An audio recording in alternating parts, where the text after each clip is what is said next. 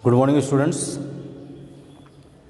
Now, in today's lecture, we are going to start the new topic, that is limits and derivatives. It is very important topic for the further classes also.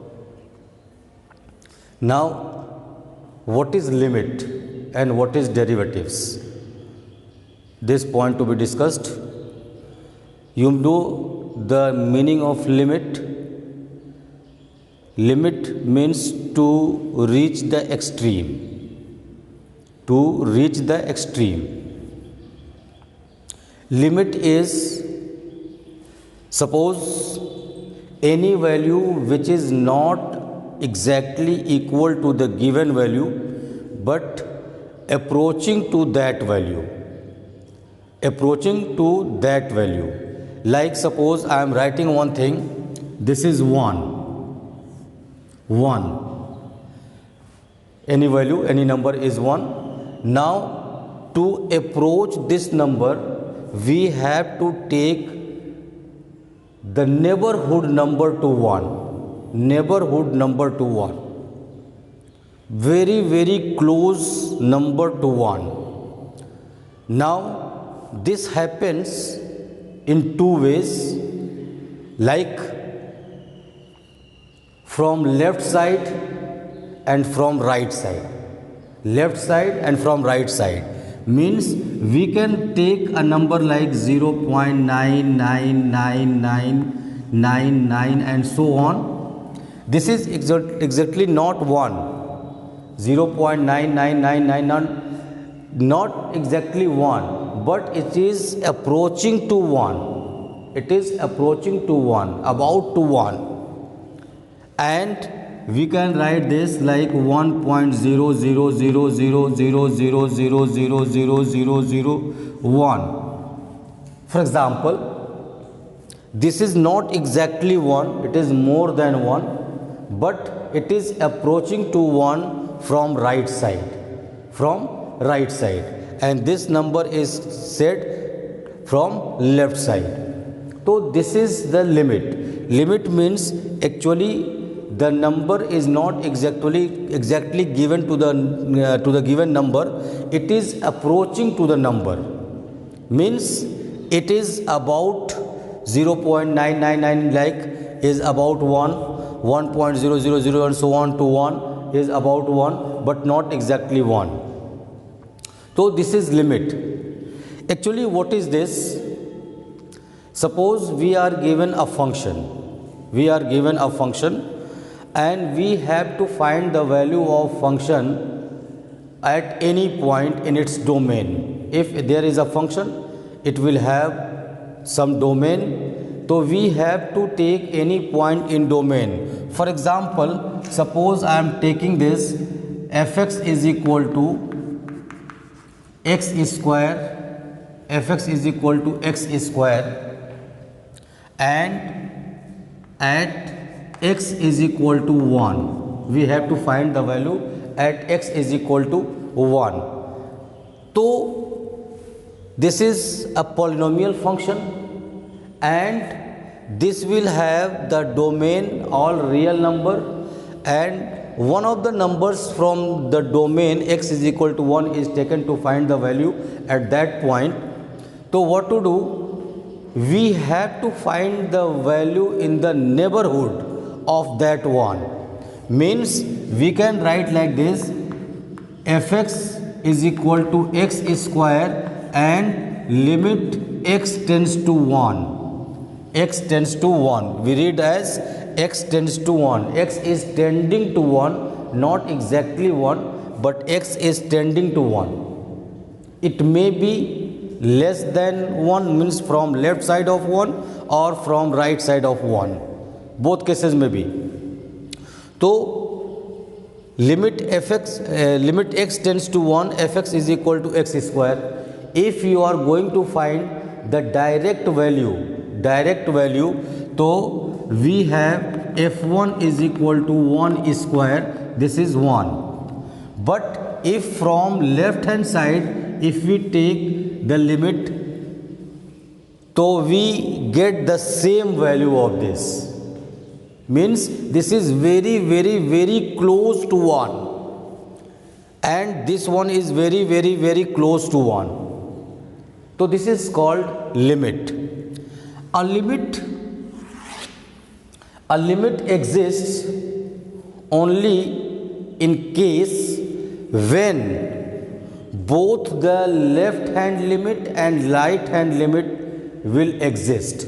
Like the number in the neighborhood which is before the given number is left hand limit, and after the number is right hand limit. So any limit exists only in case when left hand limit and right hand limit exist. Means how to write? We write like this. See, left hand limit, like limit x tends to 1 minus. This minus is not exactly negative.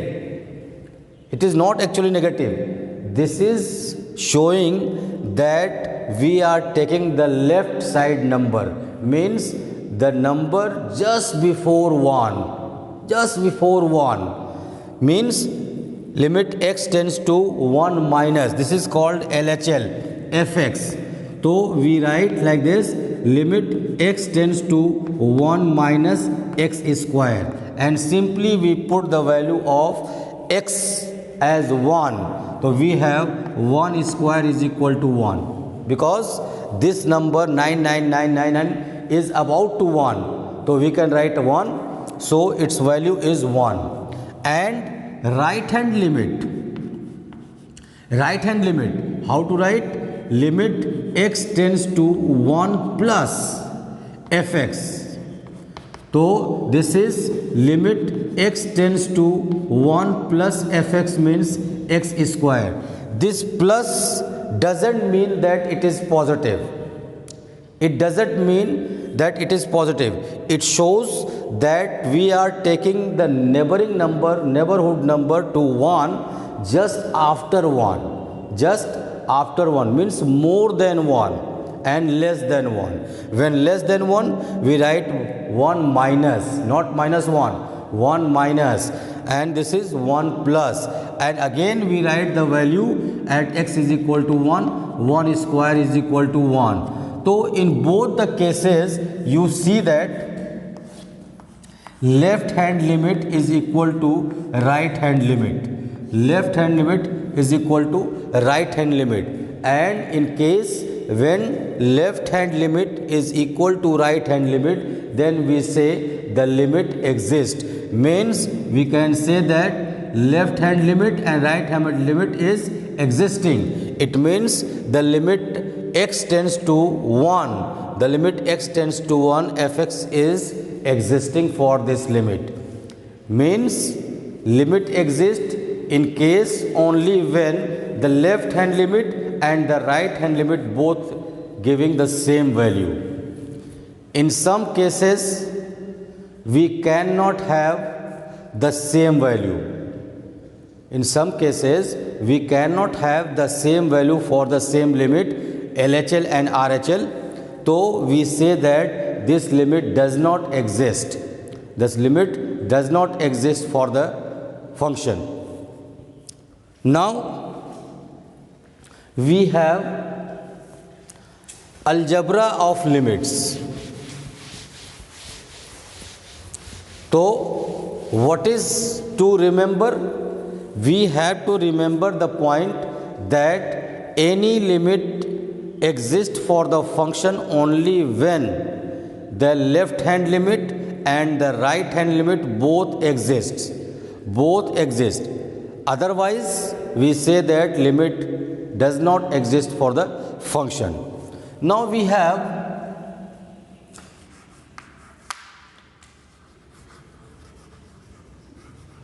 algebra of limits. Algebra of limits for the function.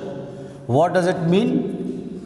See, we have, suppose limit x tends to a, limit x tends to a fx, f plus g of x means sum of two function under same limit. So what can we do? We can expand this limit x tends to a fx plus limit x tends to a gx. Is it? Similarly, if we have limit x tends to a is any number in its domain of the function fx and gx. So we have f minus g of x. So we separate them like limit x tends to a fx minus limit x tends to a gx. Means if two functions are given as a sum for the same limit, we can separate them like fx plus gx. Similarly, if two functions are differentiated with the same limit, we can write them, separate them like this. Suppose we are given limit x tends to a f dot g of x. F dot g means f into g. F into g. So again we have the same limit a. So we can write like this: limit x tends to a fx into limit x tends to a gx. Got it? Now if we have limit x tends to a f upon g of x, quotient of two functions. So this can be written as limit x tends to a fx upon limit x tends to a gx. So this is algebra of if any function is multiplied by any scalar quantity. If a function is multiplied by any scalar quantity, like I am writing, see this, limit x tends to a lambda into fx. Lambda into fx. Lambda is some scalar quantity.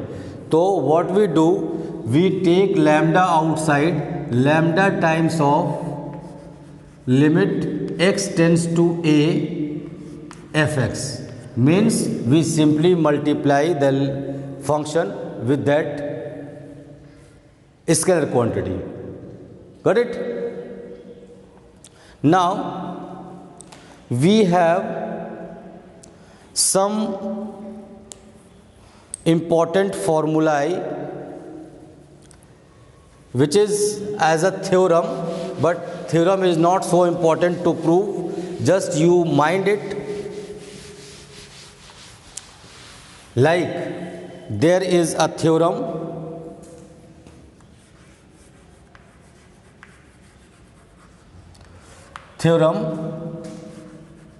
limit x tends to 0, x to the power n minus a to the power n upon x minus a is equal to n a to the power n minus 1. This is the formula and it is a theorem, so we are not going to prove the theorem. It is not required. You should memorize this formula. Now another formula is, we have trigonometric function limit x tends to 0 sin x upon x is equal to 1. Sin x upon x is equal to 1. Third one is limit x tends to 0, 1 minus cos x upon x is equal to 0. And another one is limit x tends to 0, tan x upon x is equal to 1. तो all these terms should be memorized. All these terms should be memorized. Now sometimes we have the function such that its value is of the form 0 upon 0. 0 upon 0. So in that case we simplify the function then we get the result. Like I am writing, see, limit x tends to 2, x square minus 4 upon x minus 2. See this. When we put x is equal to 2 in this function, when we put x is equal to 2 in this function, what we have? 2 square minus 4 upon 2 minus 2. We have 4 minus 4 upon 2 minus 2 is equal to 0 upon 0 form. So we will have some cases where the function will be of the form 0 upon 0. So what to do? We have to simplify the function first, then we will find the value. Like, see, limit x tends to 2, x plus 2 and x minus 2, it can be factorized upon x minus 2. So we have this x minus 2 cancelled. So what we have? Limit x tends to 2, x plus 2. This function is. Now we can put the value as x is equal to 2. So we have 2 plus 2 is equal to 4 will be answer of this question. So you have to think, whenever we have the function of the form 0 upon 0, so first of all we have to simplify the function and then we will get the result. Got it? Now let's see, to understand better, we can solve some question from the exercise so that we will be able to see how the limits are used. Let's see.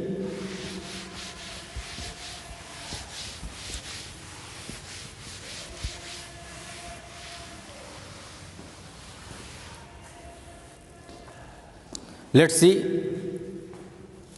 We have exercise 13.1.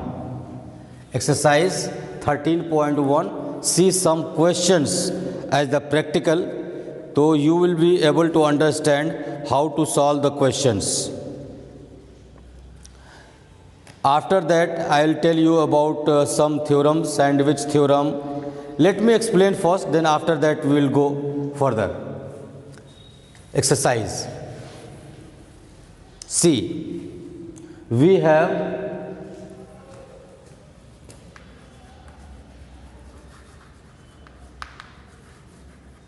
sandwich theorem.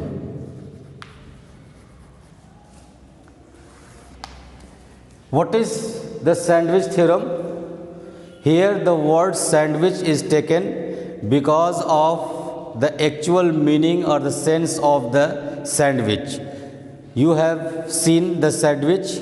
We use bread, means we take two breads of same size and some materials are kept on the one of the breads and other bread is kept on that other bread. So this is called sandwich. So we have three layers: base, middle and the top. Base, middle and the top. So here we have three functions in sandwich theorem. Three functions means, suppose let fx, gx and hx be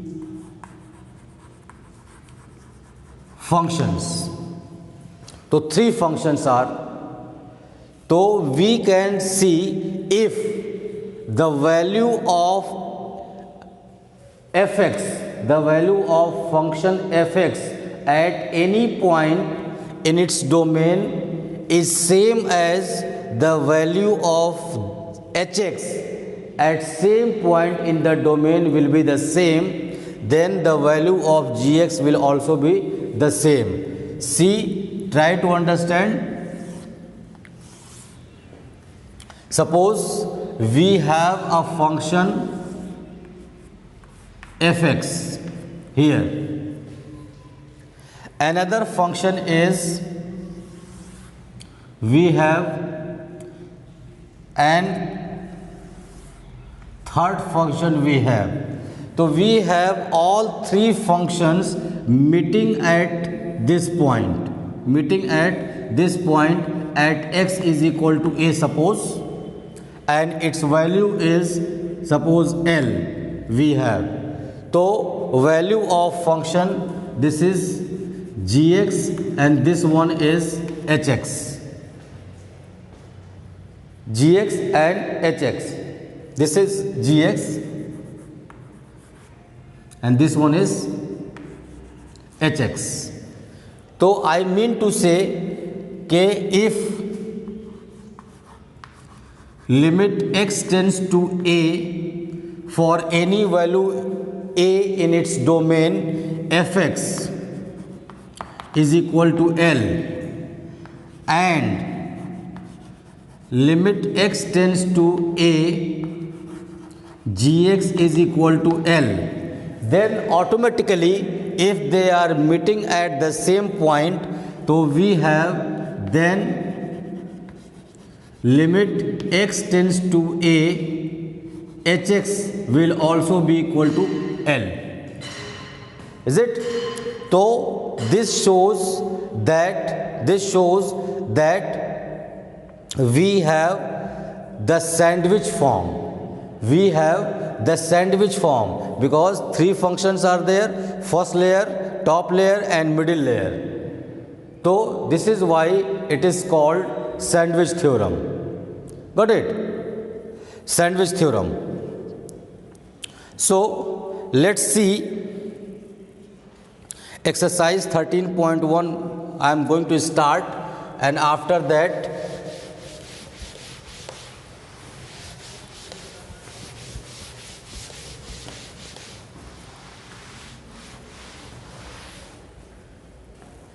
see, in today's lecture I am leaving this much only, and after this in next lecture we shall start the exercise.